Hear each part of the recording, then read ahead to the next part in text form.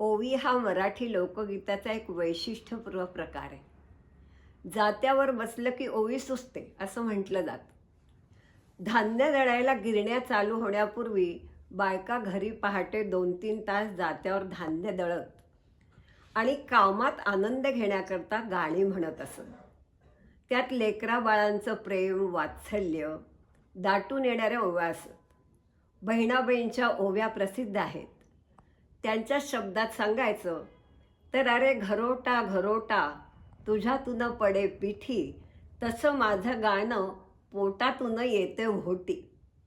एका निरक्षर आणि शेतकरी महिलेने चूल, बोळकी, तवा, भांडी, शेत, विहिरी, रहाट, गाडगं, निसर्ग यावर अप्रतिम ओव्या रचल्या आणि जीवनाचं तत्त्वज्ञान सोप्या भाषेत मांडलं. हे मराठी भाषेचं भाग्य आहे.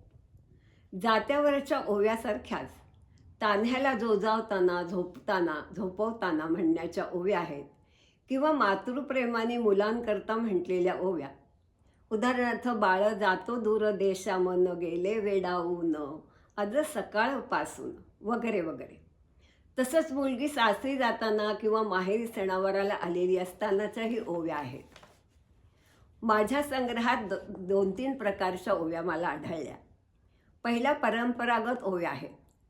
आता आधुनिक काळात स्त्रियांना वेळ कमी असतो, तर आपल्या मुलाला त्या आर्टिफिशियल इंटेलिजन्सच्या तोंडून ओव्या ऐकवतील का स्वतः जोजावतील हा थोडासा मला प्रश्न पडला, पण मला त्या ओव्या द्याव्याशा वाटल्या.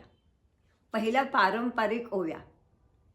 निज निज बाळा आपुल्या पालखी, तुला रक्षण जानकी रघुनाथ. अंथरुण केलं पांघरुण शेला, निजविते तुला तान्ह्या बाळा. अंथरुण केलं जाईनी मोगऱ्याचं, सख्या गोजिऱ्याचं अंग मऊ. वाळल्या पानांचा नाद सळासळा, वाजे खुळखुळा सोनुल्याचा. जीवनाची बाग संसाराची वेल, मुलं हेच फुलं वेलीवरी. विश्व सुखवाया फुलांचा हा ठेवा, देवाजीनी द्यावा घरोघरी. संसारी कुणाचे जीवन शिणले, पाहताही मुले चित्त फुले. दुसरा प्रकार रणजित देसाई यांच्या स्वामी कादंबरीतला. 60-70 वर्षापूर्वी कादंबरी वाचताना मी त्या लिहून ठेवल्या, आपोआपच पाठ झाल्या.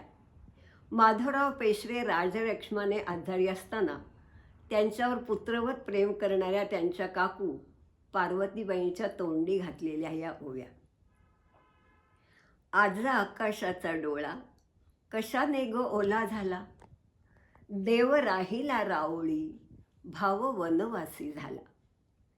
सूर्य कसा ग ढळला, चंदनाचा दाह झाला.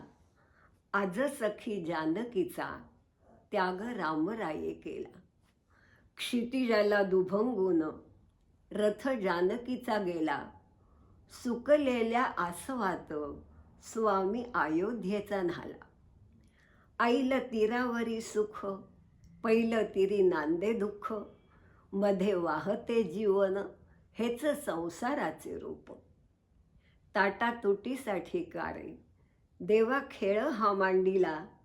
देवपणा सांग त्याने, काय तुझा खरा केला.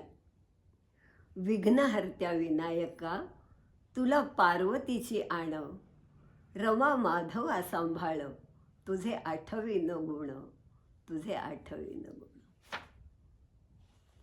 याला मी खरंच